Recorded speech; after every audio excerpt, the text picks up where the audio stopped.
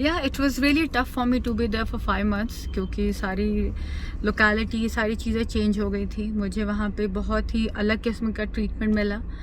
मैं उन लोगों के साथ रही जो एक्चुअली प्रोफेशनल क्रिमिनल्स हैं।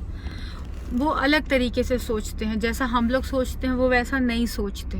मैंने उनमें से कुछ लोगों की स्क्रिप्ट्स भी लिखी, मैंने कुछ 19 स्क्रिप्ट्स लिखी हैं। बहुत नया एक्सपीरियंस था, जिसमें से कोई NDPS का केस है, किसी का कोई 302 है, किसी का 307 है, और बहुत ही अलग अलग केसेस हैं, बहुत ज़्यादा, वो बहुत अलग लोग हैं।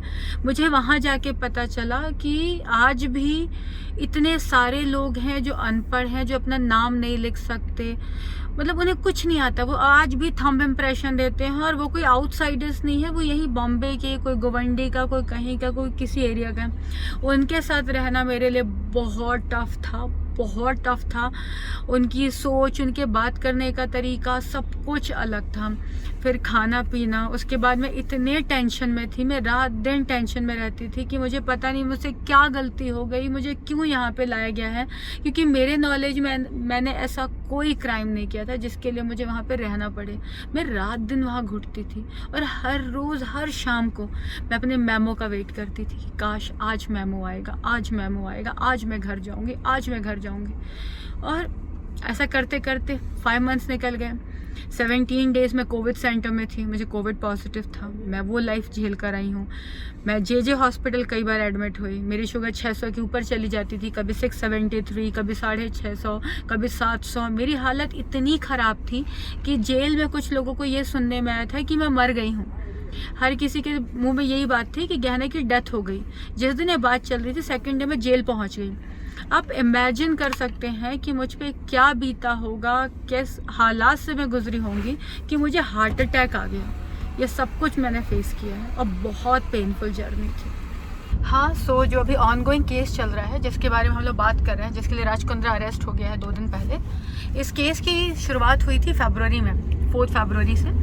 और जैसा कि सबको सुनने में आ रहा था कि मैं सेट पर हूँ, मैं सेट पर हूँ, मैं किसी सेट पर नहीं थी। और इवन मेरी चार्जशीट ये कहती है कि मैं सेट पर नहीं थी। 6 को मुझे क्राइम ब्रांच के ऑफिस पे बुलाया गया, मेरे से क्वेश्चन पूछा गया, मेरी झड़ती ली गई, और मेरे अंदर से लैपटॉप और फ़ोन गिरता है और मुझे अरेस्ट कर लिया जाता है। ऐसा मेरी चार्जशीट कहती है। And the fact is that कि 4th को मेरे घर में 14 क्राइम ब्रांच वाले आए, मुझसे मेरा फ़ोन लिया, मुझसे मेरे लैपटॉप लिए, मैंने उसके पासवर्ड दिए, दिन भर उन्होंने चेक किया। और रात को मेरे घर में 3 पुलिस वाले सो जाते हैं, जिसमें 2 फीमेल और 1 मेल था।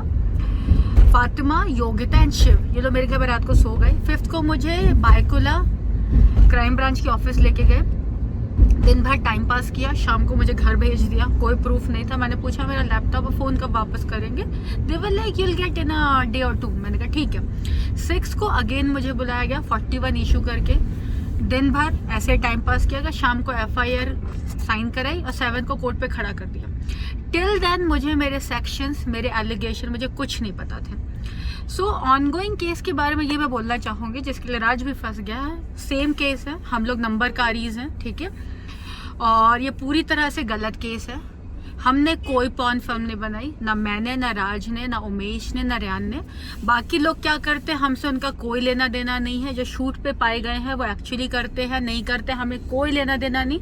बट हम ये 4 लोग कोई पॉर्न फिल्म नहीं बनाते। हमने नॉर्मली बोल्ड कंटेंट बनाया था, जैसे एकता कपूर करती है, जैसे नेटफ्लिक्स है, अमेजोन है, वूट है, उल्लू है। देयर आर मल्टीपल ऐप्स जो स्टैंडर्ड की ऐप बनाते हैं, हम भी वही बनाते हैं। बट मेरा क्वेश्चन है कि जब वो बनाते हैं तो आप लोग कहते हैं बोल्ड है, एरोटिक है, बट जब हमने बनाया तो आपने पॉर्न की category they the. That is wrong. I did 3 films with him. एक का नाम है 1+1, made for each other and promise.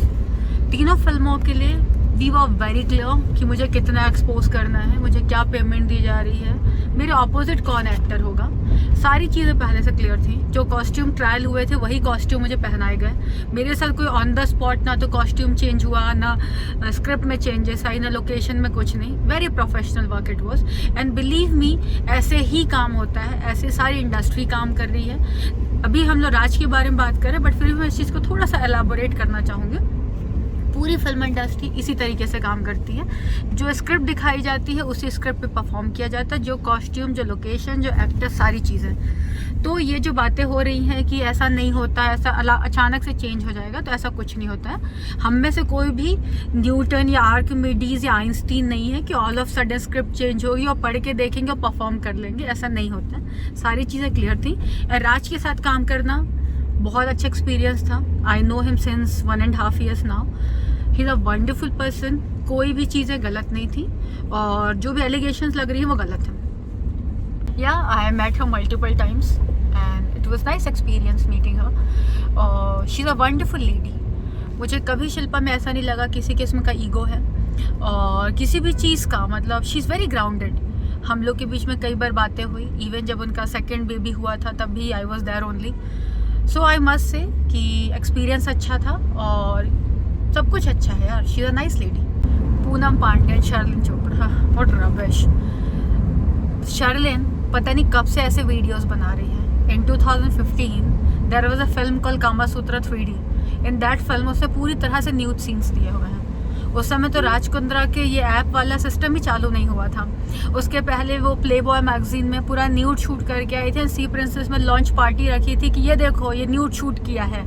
उसके पहले पूनम पांडे ने 2011 में जब वर्ल्ड कप हुआ था तो शी वॉज लाइक कि अगर इंडिया जीत जाती है तो मैं पूरी न्यूड हो जाऊंगी, और पता नहीं कब से वो न्यूड वीडियोस बना रही है। ये लोग कैसे कह सकते हैं कि राज ने इनको पॉर्न इंडस्ट्री में लाया?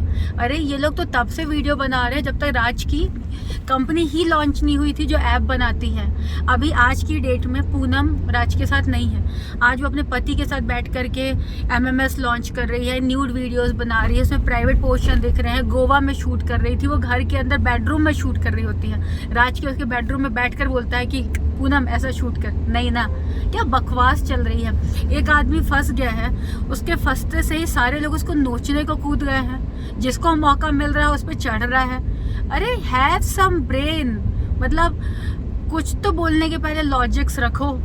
ये शर्लिन ये कह रही है उसने इसको पॉर्न इंडस्ट्री में लाया। अरे राज तो बहुत पहले मतलब बहुत बाद में आया, तुम पता नहीं कब से कर रही हो यार। और जैसे फिल्में हमने बनाई हैं ऐसी फिल्में पता नहीं कब से बन रही हैं। शाहरुख खान की माया मेम साहब, और ऐसी पता नहीं, अगर हम पार्च को भी कंसिडर करें जो अजय देवगन प्रोडक्शन के अंडर बनी थी, वो फिर भी ज़्यादा बोल्ड है। उतना बोल्ड भी मैंने कभी नहीं किया, ठीक है। और पता नहीं कितने लोग बनाते आ रहे हैं, नेटफ्लिक्स से लेके अमेजोन से लेके सारे लोग। इवन गंदी बात भी बहुत बोल्ड है, मैंने भी उसमें एक्टिंग किया। और पता नहीं कितने लोग बना रहे हैं। मेरी खुद की फिल्में इतनी बोल्ड नहीं है, बट स्टिल मेरी फिल्मों को कहा जा रहा है कि वो पॉर्न है, बट बाकी लोग करते हैं तो एरोटिका। मतलब हाँ, कैसे कोई ऐसा कर सकता है। So please do one thing, मेरी फिल्मों को गूगल पे जाइए, check it out and then come back to me, और फिर बताइए क्या वो एक्चुअली पॉर्न है। यार हम लोगों को सिर्फ फंसाया जा रहा है। ना तो शूट पे हम लोग थे, ना हमारा कोई शूट से लेना देना था, जो लोग रेड हैंडेड कॉट हुए थे, और ये सबको पता। और मेरी चार्जशीट भी कहती है कि जो लोग मिले थे उनसे मेरा कोई लेना देना नहीं है। एक छोटी सी चीज़ को मैनिपुलेट करके ड्रैग करके दिखाया जा रहा है। मेरी छोटी सी रिक्वेस्ट है, इस चीज़ की रिस्पेक्ट की जाए। और मैं 5 महीने जेल में रह कर आई हूँ, जो क्राइम मैंने किया नहीं उसकी सज़ा भुगत कर आई हूँ। प्लीज़ किसी और के साथ ऐसा मत करिए। कभी भी कोई भी फंस सकता है। अगर ऐसे ही गलत गलत केस बनते रहेंगे तो अच्छे से अच्छे लोग फंस जाएंगे यार। पहले चीज़ों को समझिए और फिर डिसीजन लीजिए। Thank you.